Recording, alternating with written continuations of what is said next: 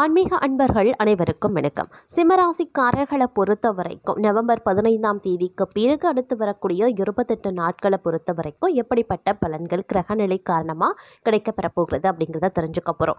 இந்த காலத்தில் பார்த்தீங்க அப்படின்னா அஷ்டம சனி, அதற்கு பிறகு ராசியிலேயே கேது அமர்ந்து பல விதங்களில் சோதனைகளும் எடுக்கக்கூடிய முயற்சிகளுக்கு எல்லாம் உடனடியாக பலன் கிடைக்காத நிலையையும் ஏற்படுத்தியிருக்கும். அது மட்டும் இல்லாமல் குரு பெயர்ச்சி சிம்மராசிக்கு மிகவும் அதிர்ஷ்டமாக இருந்து வந்த நிலையில் அடுத்து வரக்கூடிய சில காலகட்டங்கள், அதாவது நவம்பர் மாதம் 15ஆம் தேதியில இருந்து வரக்கூடிய 28 நாட்கள் வரைக்கும் சிம்ம ராசிக்கினருக்கு மிகப்பெரிய அளவில் ஏற்றத்தாழ்வுகளை கொண்டிருந்தாலும் ஒரு சில விஷயங்கள்ல விடிவு காலமாக இருக்க பெறப்போகிறது அப்படின்னு சொல்லலாம். பட்ட கஷ்டங்களுக்கு எல்லாம் பலன் கிடைப்பது போல நடக்கக்கூடிய கிரகங்களினுடைய பெயர்ச்சிகள் ஓரளவுக்கு சாதகமாக இருக்கும். அதே நேரம் செவ்வாய் மற்றும் ராகு இணைந்து உருவாக்கக்கூடிய அங்காரக யோகத்தின் காரணமாக பார்த்தீங்க அப்படின்னா தேவையில்லாத சிக்கல்களில் சிக்கிக்கொள்ளவும் அவமானங்களை ஏற்றுக்கொள்ளக்கூடிய சூழ்நிலைகளையும் உருவாக்கும். சிலரை பொறுத்த வரைக்கும் வீண்பழி சுமப்பதற்கும் அவப்பெயர் ஏற்படுவதற்கும் நற்பெயர் கெடுவதற்கும் உண்டான வாய்ப்பையும் இந்த கிரகங்கள் அமைக்க பெறும். அப்படிங்கிறதுனால சில பல விஷயங்களில் உஷாராகவும் இருக்க வேண்டும். அது மட்டும் இல்லாமல் இந்த காலகட்டத்தில் மேலும் கிரகங்கள் என்னென்ன விஷயங்களில் கவனமாக இருக்க வேண்டும் அப்படின்னு சொல்லுகிறதோ, என்னென்ன செய்யலாம் என்னென்ன செய்யக்கூடாது அப்படிங்கிறத பற்றி நீங்கள் தெரிந்த பலன் பெற வீடியோ ஸ்கிப்பை நாம கடைசி வரைக்கும் பாருங்கள். வீடியோக்குள்ளே போகிறதுக்கு முன்னாடி இது வரைக்கும் நீங்கள் நம்ம ராசி பலன் சேனலை சப்ஸ்கிரைப் பண்ணலை அப்படின்னா உடனே சப்ஸ்கிரைப் பண்ணிக்கோங்க. அப்படியே பக்கத்தில் இருக்கக்கூடிய நோட்டிஃபிகேஷனுக்கான பெல் பட்டனையும் ப்ரெஸ் பண்ணிக்கோங்க. சரி நேயர்களே, வாங்க வீடியோக்குள்ளே போகலாம். அதாவது சிம்ம ராசிக்காரர்களை பொறுத்த வரைக்கும் ராசியிலேயே கேது அமர்ந்து குழப்பம் தடைகள் உள்ளவற்றை ஏற்படுத்தினாலும் கூட மாதக்கோள்களினுடைய சஞ்சாரம் பெரும்பாலும் சாதகமாக இருக்கிறது அப்படின்னு சொல்லலாம். அடுத்தடுத்து நடக்கக்கூடிய சூரியன், சுக்கிரன் மற்றும் செவ்வாய் பெயர்ச்சி சிம்ம ராசிகளுக்கு ஓரளவுக்கு மன நிம்மதியை கொடுக்கும். ஆனால் வாழ்க்கை துணை, குடும்பம், திருமண விஷயங்கள், கூட்டு தொழில் உள்ளிட்டவற்றில் இந்த காலம் முழுவதுமே நீங்கள் கவனமாக இருக்கணும். அதாவது நவம்பர் 15ஆம் தேதிக்கு பிறகு அடுத்து வரக்கூடிய 28 நாட்களும் நீங்கள் இந்த விஷயங்களில் கவனத்தை செலுத்தணும். அதே நேரம் செவ்வாய் மற்றும் ராகுவினுடைய இணைவின் காரணமாக உங்களுக்கு பார்த்தீங்க அப்படின்னா தேவையில்லாத அவப்பெயர் உருவாகலாம். சில நேரங்களில் அவமானப்படவும் நேரிடலாம், வீண்பழி சுமக்க நேரிடலாம். இல்லை உங்களுக்கு இருக்கக்கூடிய நற்பெயர் கெடுவதற்குண்டான சூழ்ச்சிகளை உங்கள் கூட இருக்கிறவங்களே செய்வதற்குண்டான வாய்ப்புகள் இருக்கிறது. உங்களை பிரச்சனைகளை சிக்க வைக்க உங்களை சுற்றி 4 பேர் எப்பொழுதும் கழுகு போல காத்து கொண்டிருப்பாங்க. அவர்களிடமிருந்து நீங்கள் கொஞ்சம் உஷாராக இருக்கணும். அவர்களை இனம் கண்டு பிடிக்கிறதே கொஞ்சம் சிரமமாக இருக்கும். அப்படின்னாலும் கொஞ்சம் நீங்கள் நிதானித்து சிந்தித்து பார்த்தீங்க அப்படின்னா யாராக இருக்கும் அப்படிங்கிறத உங்களால் நிச்சயம் கண்டுபிடிக்க முடியுங்க. அதனால் நிதானித்து செயல்பட பாருங்கள். ஏன்னா இந்த காலகட்டம் அப்படிங்கிறது நிதானித்து செயல்படக்கூடிய ஒரு காலகட்டம் அப்படின்னு தான் சொல்லணும். ஏன்னா நல்லவர்கள் போல் வேஷம் கட்டி கொண்டு உங்களை தொந்தரவு செய்பவதோ அது மட்டும் இல்லாமல் உங்களுக்கு பிரச்சனையை ஏற்படுத்தவும் அவங்க தயாராகவே இருப்பாங்க. அப்படிங்கிறதுனால யாரையும் அவ்வளவு சீக்கிரம் நம்பிடாதீங்க. இருப்பவர்களாலேயே நீங்கள் அவமானப்படுத்தப்படுவீங்க. அப்படிங்கிறதுனால கொஞ்சம் உஷாராகவே இருப்பது ரொம்ப ரொம்ப நல்லது அப்படின்னு சொல்லலாம். யாரையும் கண்மூடித்தனமாக நம்ப வேண்டாம். எந்த ஒரு விஷயம் நல்லது நடந்தாலும் கெட்டது நடந்தாலும் அதில் இருக்கக்கூடிய விஷயங்களை நன்கு யோசித்து பார்த்தீங்க அப்படின்னா உங்களுக்கே எது நல்லது எது கெட்டது அப்படிங்கிறத உணர்ந்து கொள்ளக்கூடிய ஒரு திறன் இருக்க பெறுகிறது அப்படின்னு சொல்லலாம். இதனால நமக்கு இந்த கெட்டது நடந்தது அப்படிங்கிறதையும் கண்டுபிடிக்கலாம். யார் மூலமாக நமக்கு நல்லது நடக்கிறது அப்படிங்கிறதையும் கண்டுபிடிக்க முடியும். அதே நேரம் இந்த காலகட்டத்தில் பார்த்தீங்க அப்படின்னா பணம் சம்பாதிப்பதற்கு ஒரு நல்ல காலமாக இருக்கிறது அப்படின்னே சொல்லலாங்க. பங்கு சந்தையில் பணம் சம்பாதிப்பவர்களுக்கு இந்த நேரம் நன்றாகவே இருக்கும். வியாபாரிகள் நல்ல லாபம் பெறுவாங்க. வேலை செய்பவர்களுக்கு பதவி உயர்வுக்கான வாய்ப்புகள் இருக்கிறது. கடந்த காலத்தில் தங்களுடைய உழைப்பு முயற்சிகளுக்கு நன்மைகள் கிடைக்க பெறுவீங்க. பழைய தடைப்பட்ட திட்டங்கள் சுமூகமாக தொடங்க ஆரம்பிச்சிடும். செய்ய முடியாமல் இருக்கக்கூடிய பணிகளும் நிறைவடைய ஆரம்பிச்சிடும். அது மட்டும் இல்லாமல் அடுத்து வரக்கூடிய 28 நாட்கள் நவம்பர் 15ஆம் தேதிக்கு பிறகு சில பல கலவையாக இருக்கக்கூடிய ஒரு காலமாகவே அமையுங்க. நெருங்கிய உறவினர்களுடன் சில வேறுபாடுகள் ஏற்படலாம். நீங்கள் தேவையில்லாமல் பயணங்கள் செய்ய வேண்டியதாக இருக்கும். மேலும் பயணத்தால் உடல்நலம் பாதிக்கப்படலாம், அலைச்சல் அதிகரிக்கலாம். ஆனால் இந்த நேரத்தில் உங்களுடைய குடும்பத்தினரிடமிருந்து நல்ல ஆதரவை பெறுவதற்குண்டான வாய்ப்புகள் இருக்கிறது. மேலும் சிரமமான காலங்களில் தங்களுடைய வாழ்க்கை துணையின் முழு ஆதரவையும் பெறுவீங்க.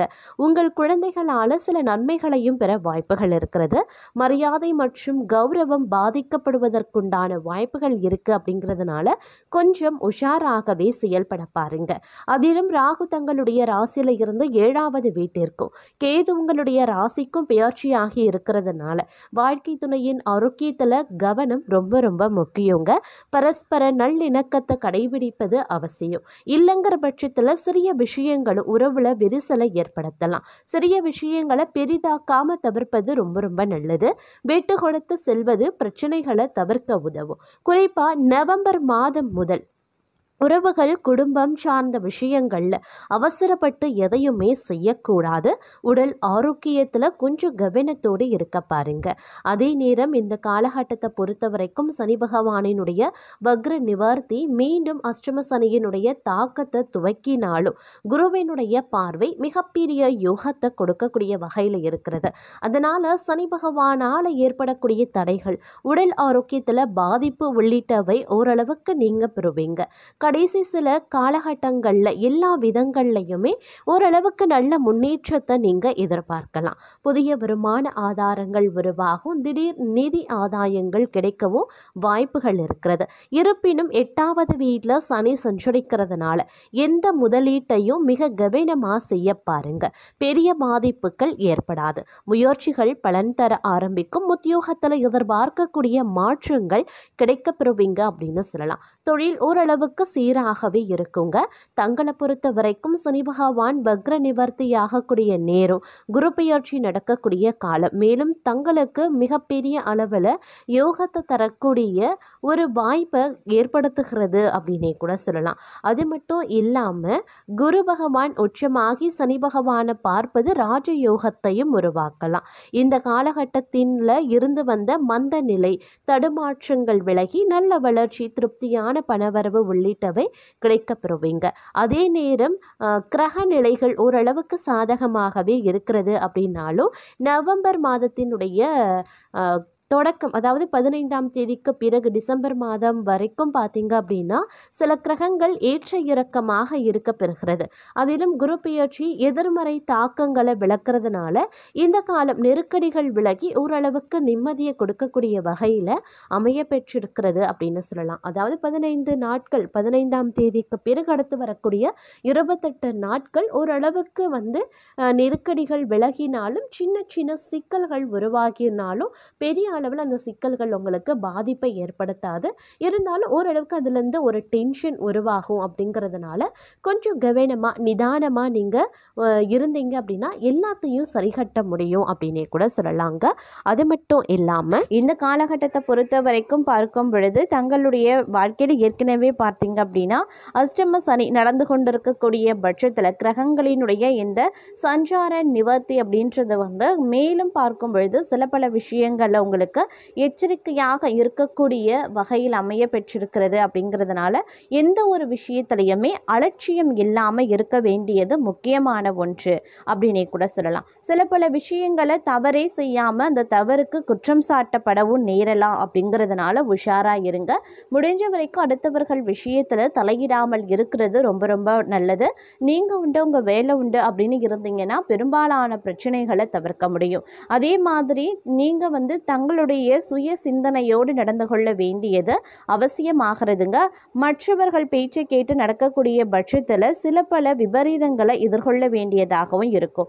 அவர்கள் தங்களை குற்றம் சாட்டி அவர்கள் தப்பித்துக் கொள்வதற்குண்டான வாய்ப்புகள் இருக்குது. அந்த பழியையும் நீங்கள் சுமக்க வேண்டியதாக இருக்கும் இந்த காலகட்டத்தில். அப்படிங்கிறதுனால கொஞ்சம் உஷாராக இருங்க. அடுத்தவர்களை நம்பி எந்த ஒரு விஷயத்திலையும் இறங்க வேண்டாம். அடுத்தவர்கள் பேச்சை கேட்டு நடப்பது அப்படிங்கிறது முற்றிலும் இந்த காலகட்டத்தில் தவறான செயலாகவே இருக்கும். அது தங்களுக்கு பெரிய அளவில் பாதிப்பை ஏற்படுத்தும் அப்படிங்கிறதையும் நினைவில் வைத்துக்கொண்டு செயல்பட பாருங்க.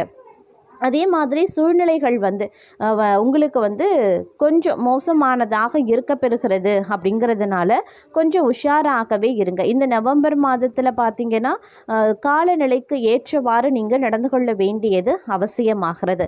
ஏன்னா கிரக நிலைகள் அவ்வளவா தங்களுக்கு சாதகமாக கிடையாதுங்க. அதே நேரம் தொழில் வாய்ப்புகளும் குறைய ஆரம்பிக்கலாம். ஆரோக்கிய பிரச்சனைகளை இந்த நேரத்தில் சாதாரணமாக எடுத்துக்கொள்ள வேண்டாம்.